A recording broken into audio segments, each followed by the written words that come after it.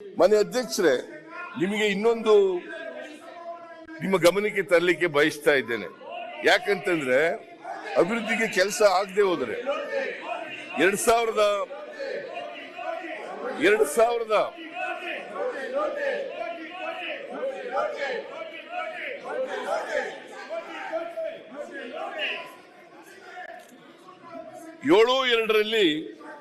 ಮಾನ್ಯ ಬಸವರಾಜ ಬೊಮ್ಮಾಯಿ ಅವರು ಹಿಂದಿನ ಸರ್ಕಾರ 23-24 ಚುನಾವಣಾ ಬಜೆಟ್ ಅನ್ನ ಮಂಡಿಸಿದ್ದಾರೆ.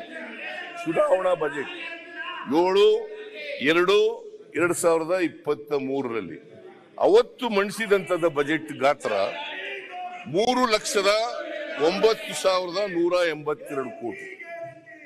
3,09,182 ಕೋಟಿ. ಇವರನ್ನ ತಿರಸ್ಕಾರ ಮಾಡಿ ರಾಜ್ಯದ ಜನ ಇವರನ್ನ ತಿರಸ್ಕಾರ ಮಾಡಿ ಮೇನಲ್ಲಿ ನಮಗೆ ಆಶೀರ್ವಾದವನ್ನ ಮಾಡಿದ್ರು. ನಮಗೆ 135+1 ಸ್ಥಾನ 136 ಸ್ಥಾನಗಳನ್ನ ಕೊಟ್ಟರು. ನಮಗೆ 43% ವೋಟ್ ಅನ್ನ ಕೊಟ್ಟರು. ಇವರಿಗೆ ಕೇವಲ 36% ಮಾತ್ರ ಕೊಟ್ಟು 36% ಮಾತ್ರ ಕೊಟ್ಟು ಇವರು ಅಧಿಕಾರದಲ್ಲಿದ್ದರು. 3 ವರ್ಷ 10 ತಿಂಗಳು ಅಧಿಕಾರದಲ್ಲಿದ್ದರು. ಇವರನ್ನ ಈ ರಾಜ್ಯದ ಜನ ತಿರಸ್ಕಾರ ಮಾಡಿ ಇದರಿಂದಲೇ ತಿರಸ್ಕಾರ ಮಾಡಿರೋದು.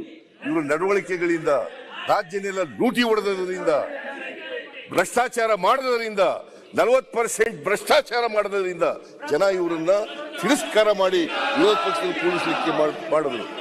66 ಜನ ಗೆದ್ರು. ಇವರು ಬರೀ 66 ಜನ ಗೆಲ್ಲಿಕ್ಕೆ ಸಾಧ್ಯ ಆಯ್ತು ಇವರಿಗೆ. ಇವರು ಯಾವತ್ತೂ ಕೂಡ ಜನರ ಆಶೀರ್ವಾದ ಪಡೆದು ಅಧಿಕಾರಕ್ಕೆ ಬರಲಿಲ್ಲ.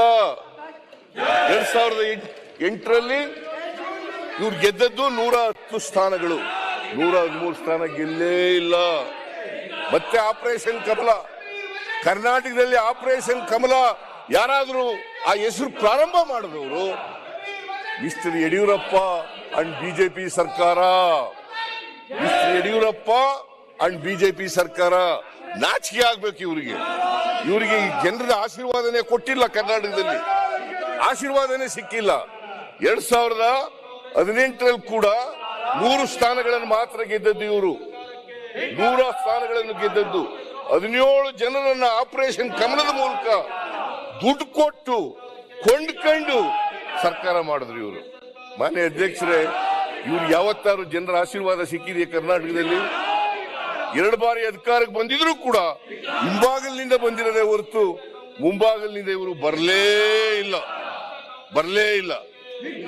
ಕಳೆದ ಸರ್ಕಾರ ಮಂಡಿಸಿದಂತ ಬಜೆಟ್ 23-24 7/2/2023 ಮಂಡಿಸಿದಂತ ಬಜೆಟ್ 3,09,182 ಕೋಟಿ. 3,09,182 ಕೋಟಿ. ಇದು ನಾನು ಮುಂದಿನ ವರ್ಷ ಬಜೆಟ್ ಮಂಡಿಸಿದ್ದೀನಲ್ಲ, ಅದಕ್ಕೆ 62,200 ಕೋಟಿ ಹೆಚ್ಚು. ಅವರು ಮಂಡಿಸಿದ್ದಕ್ಕಿಂತ 62,200 ಕೋಟಿ ಹೆಚ್ಚು ಬಜೆಟ್ ಗಾತ್ರ ಹೆಚ್ಚಾಗಿದೆ. ಜನರ ಅಭಿವೃದ್ಧಿ ಕೆಲಸಗಳು ಮಾಡದೇ ಹೋದ್ರೆ, ರಾಜ್ಯದ ಅಭಿವೃದ್ಧಿ ಕೆಲಸಗಳು ಮಾಡದೇ ಹೋದ್ರೆ ಇಷ್ಟೊಂದು ದೊಡ್ಡ ಗಾತ್ರದ ಬಜೆಟ್ ಅನ್ನ ಮಂಡಿಸ್ಲಿಕ್ಕೆ ಸಾಧ್ಯ ಆಯ್ತಿತ್ತ? ಮಾನ್ಯ ಅಧ್ಯಕ್ಷರೇ, ಸಾಧ್ಯ ಆಯ್ತಾ ಇರ್ಲಿಲ್ಲ. 62,200 ಕೋಟಿ. ಆಮೇಲೆ ನಾನು ಮಂಡಿಸಿದ್ದೆ ಜುಲೈನಲ್ಲಿ ಒಂದು ಬಜೆಟ್ ಮಂಡಿಸಿದ್ದೆ.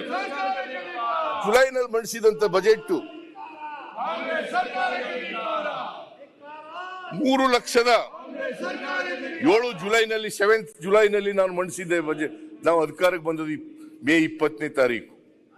ನಾನು ಮಂಡಿಸಿದ್ದು ಬಜೆಟ್ ಅನ್ನ 7 ಜುಲೈ 2023. ಆ ಬಜೆಟ್ ನಾನು ಮಂಡಿಸಿದ್ದದ್ದು 3,27,774 ಕೋಟಿ. 747 ಕೋಟಿ. 747 ಕೋಟಿ. 3,27,747 ಕೋಟಿ. 747 ಕೋಟಿ. 47 ಕೋಟಿ. ಅದು ಆ ಬಜೆಟ್ಗೆ ಈ ಬಜೆಟ್ ಗಾತ್ರಕ್ಕೆ ಹೋಲಿಕೆ ಮಾಡಿದಾಗ ಮಾನ್ಯ ಅಧ್ಯಕ್ಷರೇ 43,636.18 ಕೋಟಿ ಜಾಸ್ತಿ, 43,636.18 ಕೋಟಿ ಹೆಚ್ಚು. ಆಮೇಲೆ ಮಾನ್ಯ ಅಧ್ಯಕ್ಷರೇ ಜಿಡಿಪಿ 23-24ರಲ್ಲಿ ಅವತ್ತು ಬಜೆಟ್ ಮಂಡಿಸಿದಾಗ 23-24ರಲ್ಲಿ 25,67,340 ಕೋಟಿ, 25,67,340 ಕೋಟಿ ಜಿಡಿಪಿ ಈ ವರ್ಷ ಇದ್ದದ್ದು 23-24ರಲ್ಲಿ ಇದ್ದಂತ ಜಿಡಿಪಿ. ಮುಂದಿನ ವರ್ಷಕ್ಕೆ 24-25ಕ್ಕೆ ಮಾನ್ಯ ಅಧ್ಯಕ್ಷರ ಜಿಡಿಪಿ ಎಷ್ಟಾಗ್ತದೆ ಅಂತಂದ್ರೆ 28,09,063 ಕೋಟಿ, 28,09,063 ಕೋಟಿ. ಆದ್ರೆ 2,41,723 ಕೋಟಿ ಹೆಚ್ಚು, 2,41,723 ಕೋಟಿ ಹೆಚ್ಚು. ಸೊ ಜಿಡಿಪಿನೂ ಕೂಡ ಬೆಳವಣಿಗೆ ಆಗಿದೆ, ಬಜೆಟ್ ಗಾತ್ರನೂ ಕೂಡ ಬೆಳವಣಿಗೆ ಆಗಿದೆ. 23-24ನೇ ವರ್ಷದಲ್ಲಿ ಏನೂ ಅಭಿವೃದ್ಧಿ ಮಾಡಿಲ್ಲ ಅಂತಕ್ಕಂಥ ಹೇಳ್ತಕ್ಕಂಥ ಮಾತುಗಳಿದಾವಲ್ಲ, ಬರೀ ಸುಳ್ಳು. ವಿರೋಧ ಪಕ್ಷದವರು ಮಾಡಿರ್ತಕ್ಕಂಥ ಆಪಾದನೆ ಯಾವುದೇ ತಿರುಳಿಲ್ಲ. ಅದರಿಂದ ನಾವು ಅಭಿವೃದ್ಧಿ ಕೆಲಸಗಳನ್ನು ಕೂಡ ಮಾಡಿದ್ದೀವಿ.